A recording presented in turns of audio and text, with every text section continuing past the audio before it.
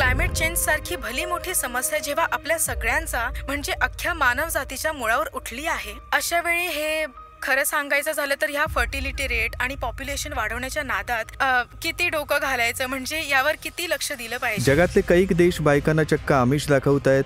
तुम्ही घरी बसा, मुलं बाळ होऊ द्या, आम्ही तुम्हाला पैसे देतो फुकटचे. 2024 साली लोकसंख्या एवढी वाढवून ठेवली आहे तुम्ही, 8 अब्ज 800 कोटींच्या पार. कशाला पाहिजे तेवढी माणसं? ते जुन्या टेक्नॉलॉजीच्या तलवारी पाजळतायत आणि तुमच्याजवळ सायन्स आहे. एक मिसाईल 1 लाख तलवारींवर भारी पडेल. नुसती संख्या वाढवून काय दिवे लावणार? संख्येत काय ठेवलंय? पण अशासारख्या बिलकुल मूर्खपणाच्या गोष्टी लोक बोलतायत की लोकसंख्या वाढवा, लोकसंख्या वाढवा. अरे आत्ता जेवढी माणसं आहेत त्यांना पोटभर खायला सुद्धा पृथ्वीवर पुरेसं नाहीये. त्याचाच परिणाम बघतात ना, केवढी लोक कुपोषित आहेत. बाकी ज्या जाती प्रजाती आहेत या पृथ्वीवर त्यांना जगण्याचा हक्क आहे की नाही?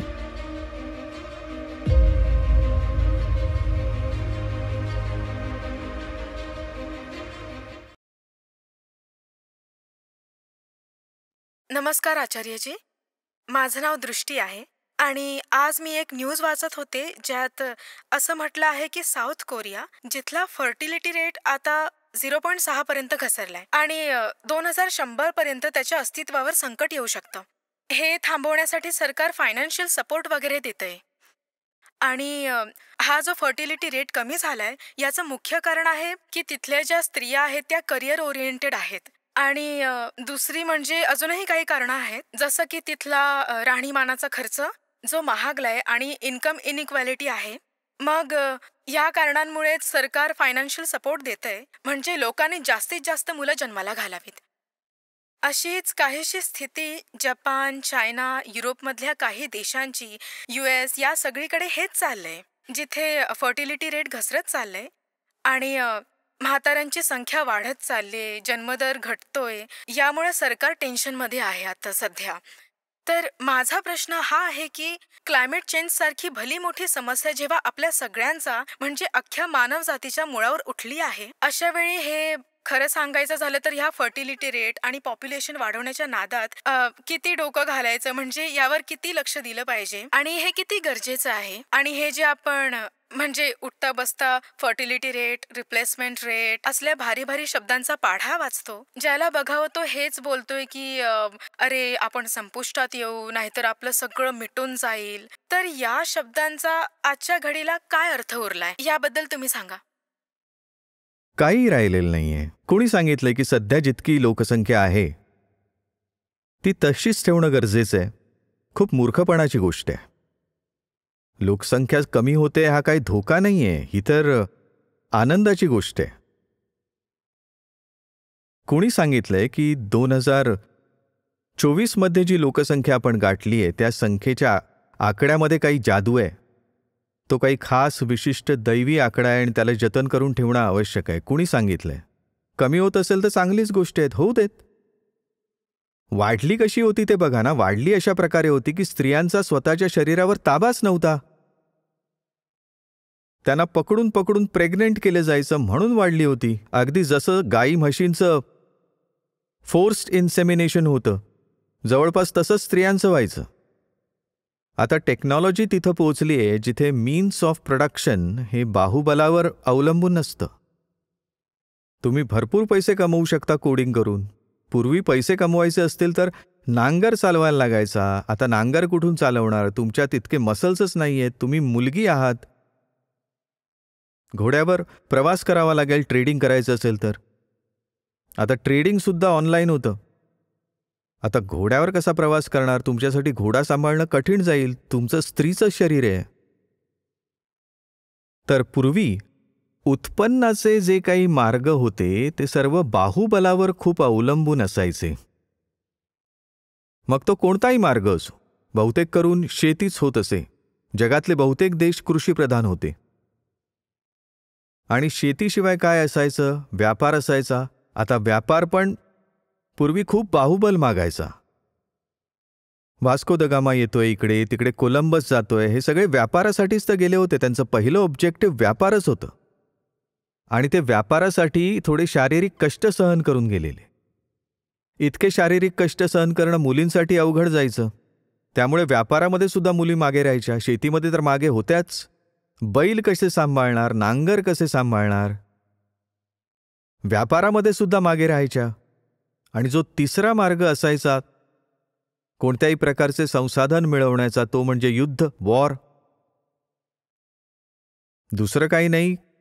कुठल्याही प्रकारे उत्पन्न मिळवता येत नसेल तर लूटपाट करून मिळवा. आणि लुटण्यामध्ये सुद्धा स्त्रिया मागे राहायच्या. त्यासाठी सुद्धा हेच पाहिजे, मांसपेशींचा जोर, तो नाहीये त्यांच्याकडे. आता तसं नाहीये. आता तुम्ही अशा मार्गाने कमवू शकता ज्यामध्ये ह्याचा जोर लागतच नाही. तर आत्ता तुम्हाला स्वातंत्र्य मिळतंय. जेव्हा तुम्हाला स्वातंत्र्य मिळतंय तेव्हा तुमचा तुमच्या शरीरावरील अधिकार परत येतोय. पूर्वी तुमचा तुमच्या शरीरावर अधिकारच नव्हता, कारण जो कमावणार त्याचाच हक्क चालणार.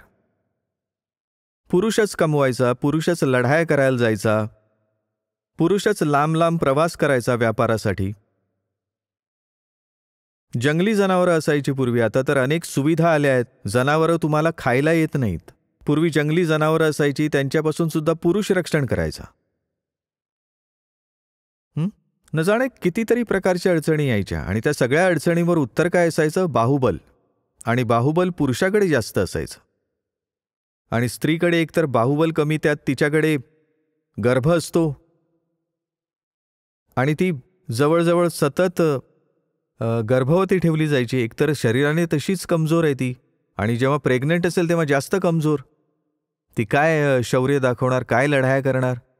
तर एकदमच मागे पडायची शारीरिक कमजोरीमुळे. आता पुढे पुढे जात असताना तुम्ही तिथं पोचला जिथे काही फरक पडत नाही की तुम्ही शरीराने किती कमजोर आहात. आणि आज ते अगदीच शक्य आहे की तुम्ही 4 फूट 8 इंच उंचीची एक मुलगी असू शकता, अगदी बारीक 35 किलोची, आणि ती भरपूर पैसे कमवते. आज संभव आहे, पूर्वी नाही व्हायचं. तर आज हे शक्य झालंय. त्यामुळे स्त्रिया म्हणायला लागल्या, तरी आमचं शरीर काय फक्त मुलं जन्माला घालण्यासाठी आहे? म्हणून मग जो फर्टिलिटी रेट आहे तो कमी होतोय. विचारलं गेलं पाहिजे की जेव्हा वाढला मागे इतिहासात तेव्हा कसा वाढला? वाढला असा की स्त्रियांचं दमन करून वाढला. आता परत दमन करता यावं म्हणून जगातले अनेक देश त्या स्त्रियांना आमिष दाखवत आहेत.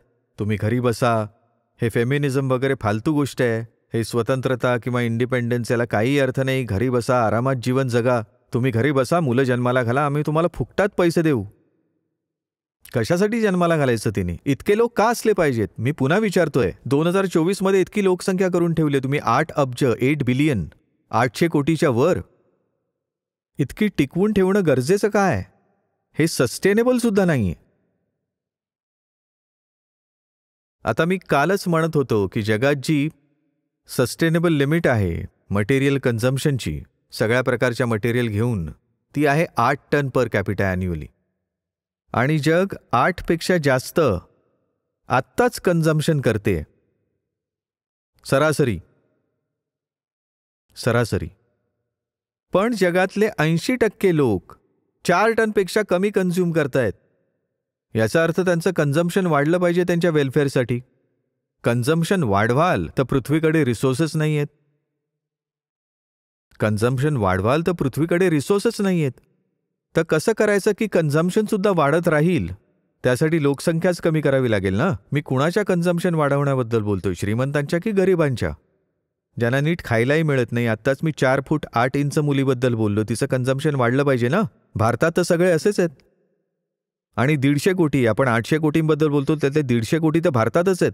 आणि त्यात हे सगळे जे गरीब आणि हे से कुपोषणवाले देश आहेत त्या सगळ्यांनी एकत्र केलं तर हा आकडा पोचतो 400 कोटीपर्यंत.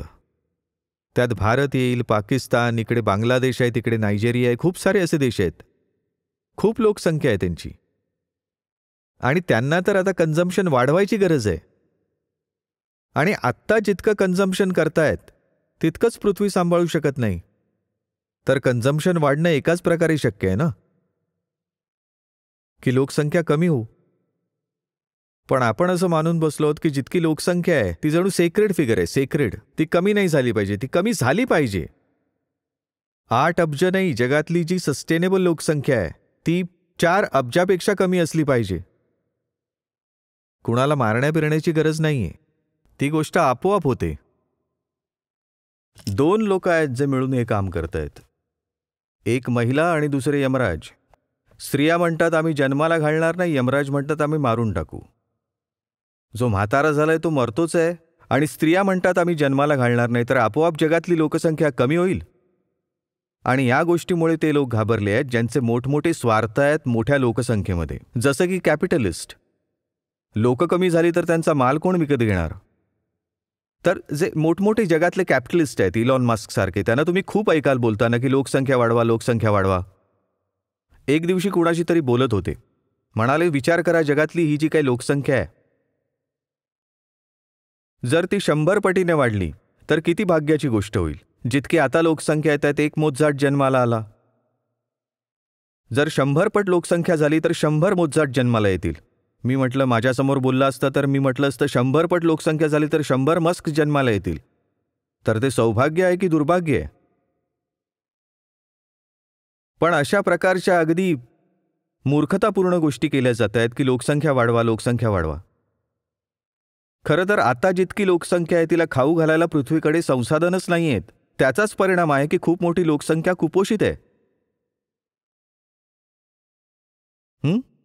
पण ते लोक जे त्यांच्या कोट्यापेक्षा कितीतरी जास्त कन्झ्युम करतायत तेच लोक आहेत जे म्हणतायत लोकसंख्या वाढवा, लोकसंख्या वाढवा. नाही वाढवायची. इतरही काही प्रजाती आहेत पृथ्वीवर, त्यांना जगण्याचा हक्क आहे की नाही? की तुम्हीच फक्त तुमची लोकसंख्या वाढवणार? दररोज 1000 प्रजाती कायमच्या लुप्त होऊन जात आहेत. गेल्या 50 वर्षात जगातले 70% जीवजंतू आम्ही लुप्त करून टाकले. फक्त 50 वर्षात. 50 वर्ष म्हणजे काहीच नाही. 50 वर्षाच्या जगातल्या 70% प्रजाती आपण लुप्त करून टाकल्या. तुम्हीच जगत राहणार का? तुम्हीच तुमची लोकसंख्या वाढवणार आणि स्त्रियांच्या मागे लागलात की मुलं जन्माला घाला, जगू नका, मुलं जन्माला घाला फक्त.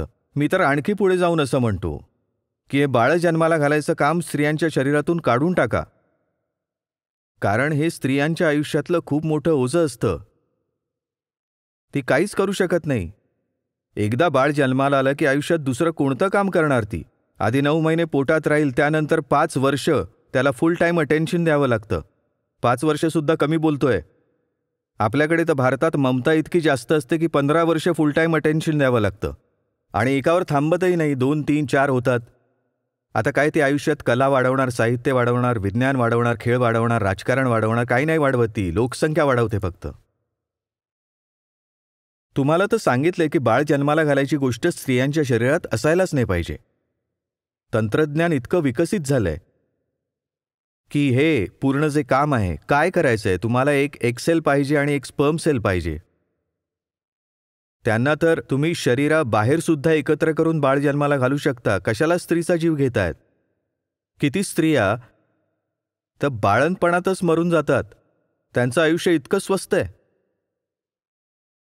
आणि बाळंतपणात जी वेदना होते ती 42 हाडं मोडण्या इतपत असते.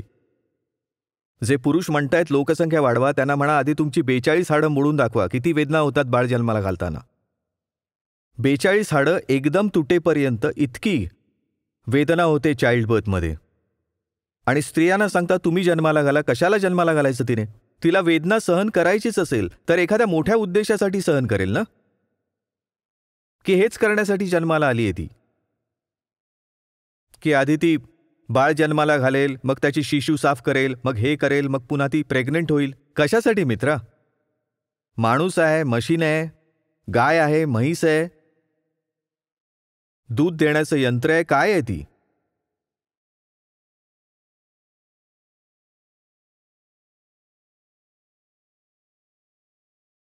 तर या गोंधळात पडू नका की खूप मोठी कॅटॅस्ट्रॉफी येते, जगातली लोकसंख्या कमी होते. खूप लोक असा प्रोपगेंडा करतायत. लोकसंख्या कमी होते तर सेलिब्रेशनची गोष्ट आहे. जितकी कमी होते त्यापेक्षा अधिक गतीने आणखी कमी झाली पाहिजे. पृथ्वी 8 अब्ज 10 अब्ज मनुष्याचं ओझं नाही सहन करू शकत. लोकसंख्या कमी होणं गरजेचं आहे. कमी होते चांगली गोष्ट आहे, धोक्याची गोष्ट नाही. साधं गणित आहे, अरिथमॅटिक. किती रिसोर्स पाहिजेत आणि पृथ्वी किती देऊ शकते, साधं साधं गणित आहे. तुम्हाला एक डिग्निफाईड जीवन जगण्यासाठी जे रिसोर्स पाहिजेत तितके 800 कोटी लोकांना देण्यासाठी 7 पृथ्व्या लागतील. कुठून आणणार 7 पृथ्व्या? जगात जितके लोक आहेत सगळ्यांना, मी नाही म्हणत त्यांचं अमेरिका इतकं पर कॅपिटा कन्झम्पशन व्हावं, पण एक सन्मानपूर्वक जीवन त्यांना जगायचं असेल, एका डिग्निफाईड लाईफसाठी काहीतरी कन्झम्पशन करालच ना. तितकं कन्झम्पशन जर जगातला प्रत्येक माणूस, सगळे 800 कोटी लोक करू लागले तर तुम्हाला लागतील कमीत कमी अर्धा डझन पृथ्व्या. कुठून आणणार? तर लोकसंख्या तर कमी करावीच लागेल बाबा. आणि विसरू नका की या ग्रहावर सगळ्यांचा समान हक्क आहे. आपण सगळे समुद्र उद्ध्वस्त केले, डोंगर उद्ध्वस्त केले, जंगलं तोडून टाकली. क्लायमेट चेंज चांगल्या प्रकारे माहिती आहे तुम्हाला. फक्त आपणच जगणार का? हे मासे, हे पक्षी, ही झाडं, या इतक्या प्रजाती, यांचा काही हक्क नाहीये. आता प्रकरण सहनशीलतेच्या मर्यादेपलीकडे गेले. पुन्हा लक्षात घ्या, मी म्हणतोय आपण रोज 1000 प्रजाती साफ करतो आहोत. 1000, मी असं म्हणत नाही की आपण 1000 जनावरं मारत आहोत, करोडोमध्ये मारत आहोत माशांना पकडून. मी म्हणतोय एक्स्टिंक्शन करत आहोत आपण 1000 प्रजातींचं कायमचं. कारण लोकसंख्याच इतकी जास्त आहे. तर लोकसंख्या तर कमी करावीच लागेल. जिथे जिथे असं होतंय त्यांचं अभिनंदन करा. आज अभिनंदनाला पात्र तो नाही ज्याच्या घरी बाळ जन्माला आलंय. अभिनंदनाला पात्र तो आहे ज्याने बाळ जन्माला घातलं नाहीये. त्यांना जाऊन म्हटलं पाहिजे कॉंग्रॅच्युलेशन्स, कॉंग्रॅच्युलेशन्स. आज अभिनंदनास पात्र तो नाही जो बाळ हातात घेऊन त्याचा फोटो टाकतोय, oh my angel, my bundle of Joy has just descended. आज अभिनंदन त्याला करा ज्याच्या हातात बाळ नाही, पुस्तकं आहेत. उलट जर कोणी बाळासोबत त्याचा फोटो टाकत असेल तर त्याचा जाऊन इमोजी हा वाला बनवा. किंवा ते जे असतं ना लाल लाल रागवलेला चेहरा. कोणी टाकलं माझं बाळ जन्माला आलंय, खास करून चला पहिलं तर ठीक आहे. अनेकांना खूप इच्छा असते बाळ हवंय, तर एक बाळ तर चला ठीक आहे. पण जिथे कुठे त्यांनी दुसऱ्या बाळाचा फोटो टाकला तिथे त्याला हेच दाखवलं पाहिजे. आणि तिसऱ्याबद्दल तर असं केलं पाहिजे की FIR करा त्याची.